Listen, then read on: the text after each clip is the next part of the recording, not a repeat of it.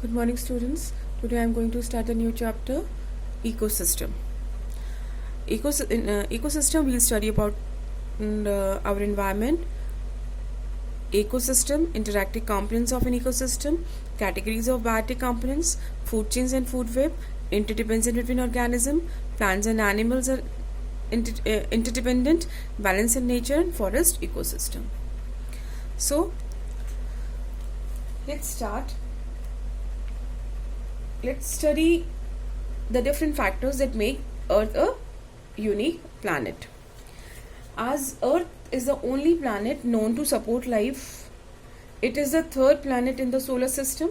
Its appropriate distance from the sun makes continued existence of life possible. So, our Earth is a unique planet as a life exists only on it. The condition necessary for survival of living organism on Earth are right distance from the sun, presence of atmosphere, presence of water, presence of minerals, and gravitational force. So these are the conditions which are necessary for the survival of living organism on Earth. Right distance from the sun means the optimal distance of the Earth from the sun make it a planet with moderate temperature. So the Earth is neither too hot nor too cold. So as a result, the temperature is just right for survival, unlike on other planets. Secondly, presence of atmosphere. Presence of atmosphere, the presence of ozone gas in the atmosphere prevents the harmful ultraviolet rays of the sun from reaching the earth. The atmosphere also helps to maintain earth's temperature, thus making the life sustainable. And third one is presence of water. The presence of water on earth supports life. Water is essential for carrying out all the life processes in living organisms. And presence of minerals.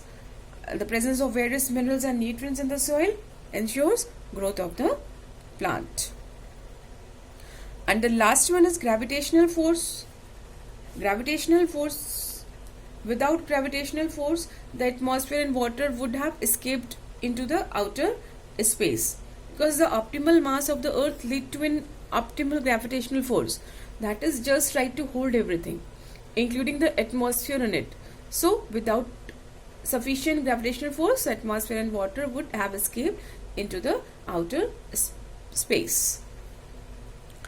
Now the earth is considered to be made up of following three spheres.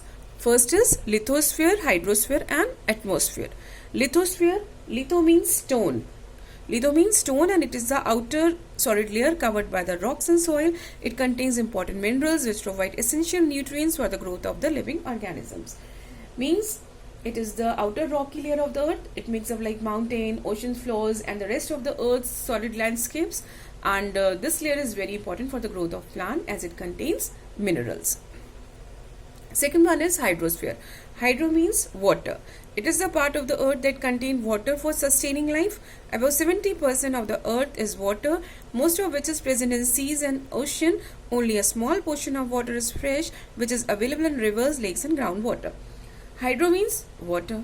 So hydrosphere is made up of all the water present on the earth, found in ocean, lakes, ponds, rivers, groundwater and ice. Third one is atmosphere. Atmosphere, atmos means air. It is a blanket of air that surrounds the earth. You can define atmosphere like it is a blanket of air that surrounds the earth. It contains lot of gases. Among these gases, ozone is present in the upper part of the atmosphere and prevents us from harmful radiation of the sun. So atmosphere is the envelope of air that surrounds our planet. And ये ozone के अलावा भी और भी gases इसमें present होती हैं, like 79% nitrogen and 20% oxygen is also present, and the remaining amount is composed of carbon dioxide and other gases also. The atmosphere acts like a blanket and moderates the earth temperature. So it prevents underheating during daytime and excessive cooling at night. Next topic is our environment.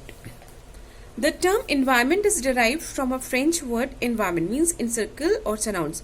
Environment means everything which surrounds us is collectively called environment. So everything which surrounds us is collectively called environment. The environment around us constitutes a life support system.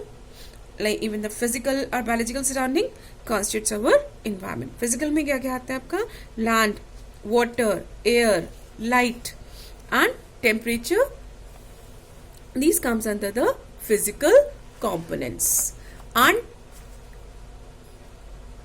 physical component, whereas biological surroundings include microorganism, plants and animals including human being. So all living organisms depends on the environment for their needs such as energy, air, water, food, clothing, transport, occupation and medicines. So the uncontrolled activities of the human beings are damaging the balance and health of our environment day by day. We'll discuss in detail. Now, what is ecosystem? What is ecosystem? In our environment, all biological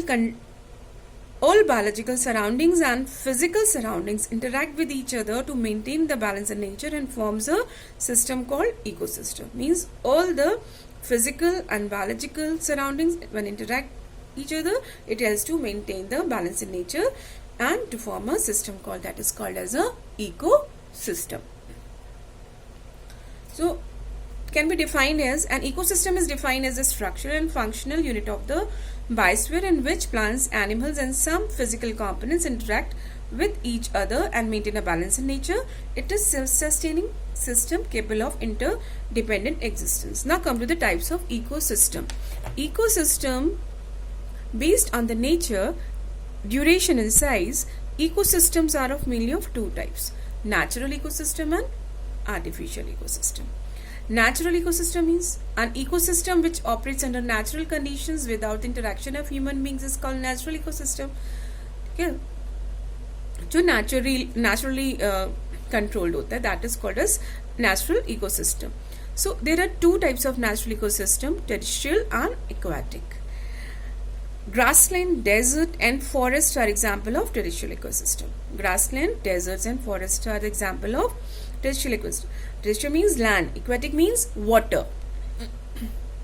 So grassland, deserts and forests comes under the terrestrial ecosystem, whereas pond, river and lakes are examples of the aquatic ecosystem because aquatic means water.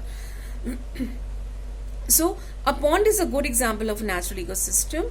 In a pond, all living organisms are biotic components. Biotic means living. All green aquatic plants including algae produce food for the aquatic animals. In this way, the energy in the form of food is passed on to the animal present in the pond. The smaller animals such as tadpoles and insects eat plants, which are also being eaten by the fish and other aquatic animals, and some bacteria present in the soil of the pond feed on dead organism and release simple nutrients into the environment. So the abiotic component of the pond ecosystem include light, temperature, water, dissolved gases like oxygen and carbon dioxide. So terrestrial में आपका ये भी आ सकता है like forest ecosystem, desert ecosystem, grassland ecosystem, mountain ecosystem, है ना. सो grassland ecosystem, as the name suggests, the grassland ecosystem mainly the grasses with very few herbs and shrubs. ठीक है ना. Desert ecosystem, deserts in arid region where no rainfall, there's scarcity of vegetation in these areas, and the cactus, few grasses, camel, desert snakes, rats. These are, so they have adapted to survive in the harsh condition of the desert. So these are the types of natural ecosystem. We'll discuss in detail about the biotic component and abiotic component later. Next is artificial ecosystem. Artificial ecosystem means which is maintained and created by the human being.